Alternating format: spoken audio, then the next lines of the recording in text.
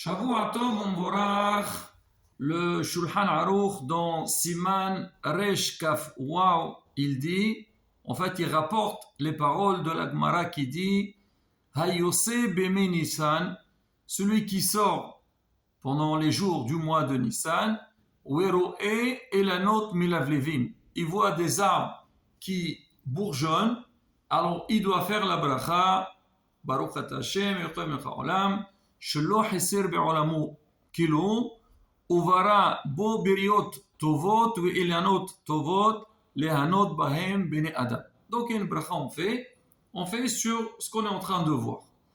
Alors sur cette phrase-là, alors Chachamim, ils ont fait beaucoup de déductions par rapport à cette bracha. Déjà pour commencer, on sait très bien, c'est marqué Asur la Adam, Lehanot Mina Olam, Beli Bracha. Un homme n'a pas le droit de profiter de ce monde sans bénir Akadosh Baruch Hu.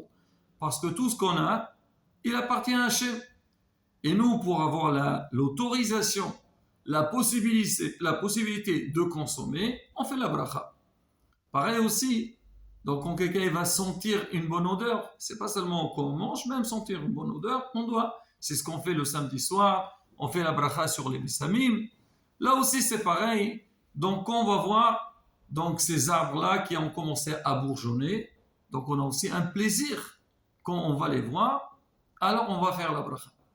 Et Hachamim, ils ont dit que cette bracha n'est pas seulement par rapport à ces arbres, mais aussi par rapport aux neshamot. Alors on voit ça parce que dans le langage, on voit bien dans la bracha, on dit Beriyot Tovot ou Elanot Tovot. Pourquoi Beriyot Tovot ou Elanot Tovot? Elanot Tovot, c'est les arbres. C'est quoi Beriyot Tovot? On dit qu'en fait, c'est que les neshamot qui sont Midgalgelim, alors Alain, c'est une âme, c'est-à-dire quelqu'un qui a quitté ce monde et il a des choses à réparer. Des fois, Hachem, il envoie la neshama dans les arbres et pour que cette neshama elle soit réparée. Alors, c'est quoi les réparations qu'elle peut avoir? C'est que quand on vient, on fait soit des fois on fait une bracha sur un fruit ou on fait des brachot donc à côté de ces arbres-là et ça peut les libérer. Et on dit que les neshamot meshotatot ba'olam, donc elles tournent, elles se baladent dans le monde et elles viennent donc dans ces arbres-là. Donc quand nous on va faire cette bracha, d'une part on va remercier Hachem, on va apprécier donc ce qu'Hachem il a mis sur terre, mais aussi on va être metaqen, on va corriger, on va réparer donc les neshamot. Ça c'est Rabotai par rapport au sens de la bracha. Mais Hachamim, ils ont appris beaucoup de choses. Alors on voit c'est marqué Yosef Beme Nissan, celui qui sort pendant le mois de Nissan. Weroe Ilanot, il voit des arbres. Alors on dit la première des choses, c'est que cette bracha, on l'a fait que le mois de Nissan. C'est rapporté qu'il y a certains posrim, décisionnaires, ils ont dit qu'en fait non, quand on voit des arbres qui ont commencé à bourgeonner, même avant le mois de Nissan, normalement on devait faire la bracha. Mais Hachamim, ils ont dit non, la halacha, elle a été tranchée, seulement le mois de Nissan, on peut faire cette bracha. C'est la raison pour laquelle on dit, il ne faut pas traîner à la faire. On dit, dès que le mois de Nissan il commence, il faut déjà chercher des arbres qui ont bourgeonné et faire la bracha. C'est vrai que beaucoup, ils ont l'habitude de faire cette bracha pendant Hol HaMoed. Et c'est, moi je me rappelle aussi en Tunisie, c'était pendant Hol HaMoed qu'on faisait. La raison est simple, c'est qu'en général on n'a pas le temps. On l'a bien vu, nous-mêmes à la synagogue, tous les jours on parle de ça, on essaie de voir, c'est vrai il faut qu'on trouve les arbres qui conviennent, mais on n'a pas vraiment le temps. Les gens, ils vont aller travailler, alors pendant le mois pendant la fête de Pessah, Hol HaMoed, les gens ils sont libres, ils le font. Surtout dans certains pays, en l'occurrence en Tunisie, alors en général, Hol HaMoed, ils ne travaillent pas, ils ont le temps et vraiment ça leur fait une vraie sortie. Et c'est vrai que cette bracha, elle se fait avec vraiment, on sent cette Birkat Elanot, comment tout le monde est déjà habillé avec les habits de fête. Alors on va aller dans un endroit précis, après on va faire des brachot et on prend le temps qu'il faut. Alors il y a des gens, ils préfèrent la faire à ce moment-là, mais on dit non. Alors beaucoup de poskim ils disent qu'il faut la faire au début. Pourquoi?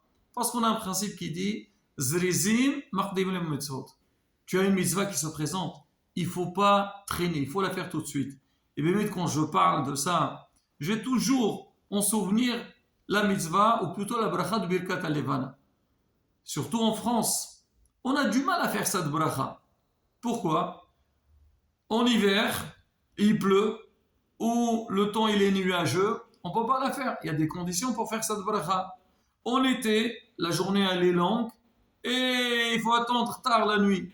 D'accord, on peut attendre, mais le problème, en règle générale, une fois qu'on a fini la prière de Arvit, on fait cette bracha, c'est le soir qu'on l'a fait. Mais souvent, on fait la tefila de Arvit en France, on l'a fait tôt. Alors on essaye par rapport aux plagues et tout, et même des fois on fait après la shki'a, mais ce n'est pas encore le moment de faire Birkat al-Yavana. On dit, bon, samedi soir, on va faire la bracha. Et à la fin, samedi soir, c'est nuageux, on ne peut pas faire la bracha. On la rate. Donc, c'est une mitzvah qui se présente, on la rate. Là, on vient de finir la fête de Purim, c'était exactement la même chose. C'est marqué dans la Lacha, la Megillah, il faut l'écouter tout de suite, à la tombée de la nuit. Le matin, il ne faut pas traîner. Le soir, c'est vrai, les gens ils viennent à la synagogue, et ils écoutent la Megillah, après ils rentrent chez eux. Mais le matin, il y a des gens qui traînent, ils se lèvent un peu tard.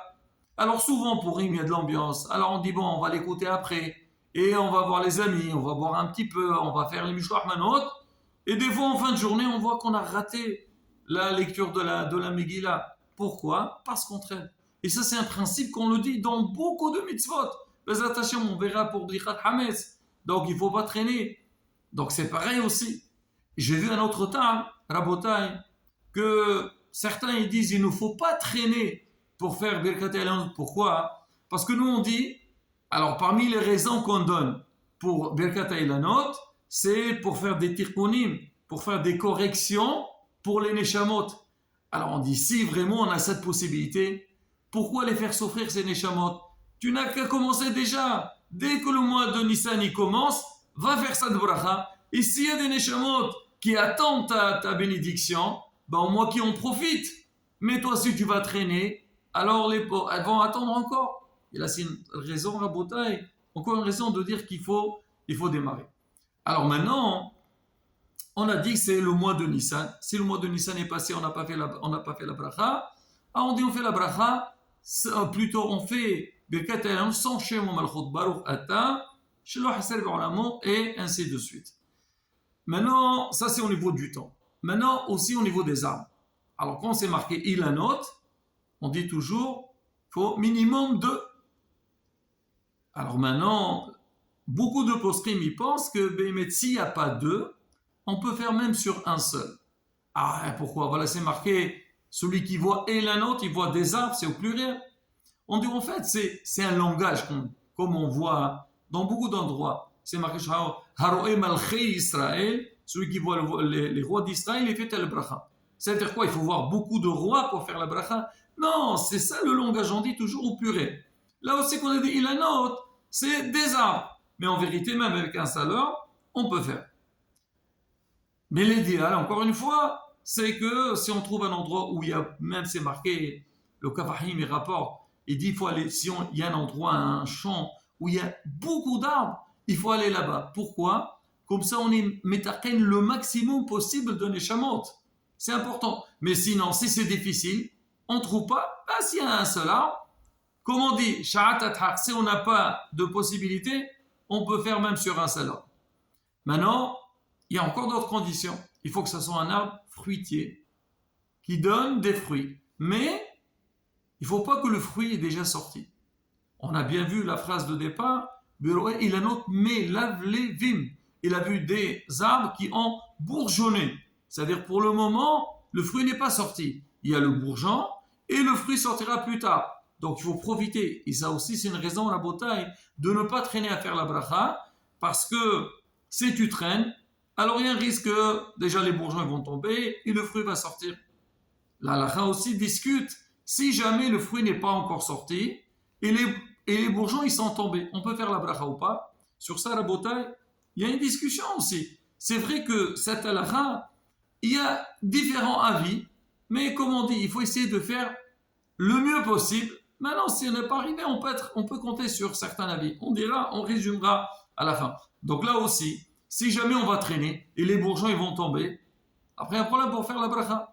Moulana Rabbi Mazouz, il a rapporté dans son show, il s'est appuyé sur la décision de Rabbi Moshe Lev, lui il dit qu'en vérité, même si les bourgeons ils sont tombés, mais le fruit n'est pas sorti, on peut faire la bracha.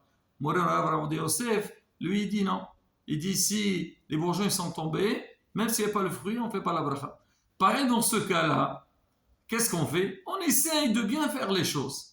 Maintenant, si vraiment on n'a pas trouvé du tout et les bourgeons sont déjà tombés, alors on peut être sommaire sur la décision de Rabbi Moshe Levi.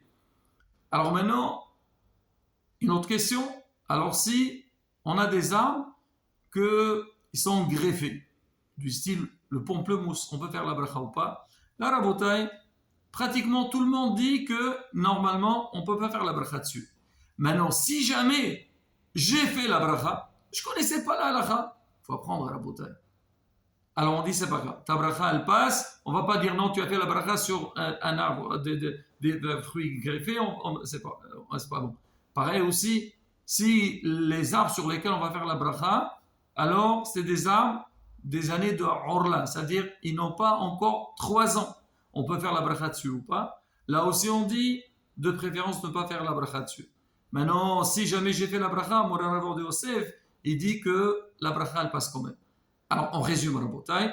Alors le top des tops, essayez de faire Birkat HaElanot depuis le début du mois de Nissan. Deuxième point, il faut qu'il y ait au moins 2 arbres.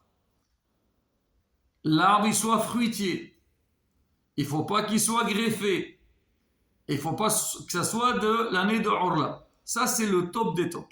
Maintenant, si vraiment on n'a pas réussi à respecter toutes les conditions, donc on dit déjà on a tout le mois de Nissan pour faire, si on n'a pas fait le mois de Nissan, on fait après, mais sans Shem ou Malchut. Les greffés, il ne faut pas faire, mais si on a fait, ça peut passer. De préférence 2 arbres. S'il n'y a pas 2 arbres, on peut faire sur un seul arbre. Si l'arbre il n'a pas 3 ans, de préférence ne pas faire la bracha dessus, mais si on n'a pas trouvé du tout, on peut s'appuyer sur certains poscrimes qui disent qu'on peut faire.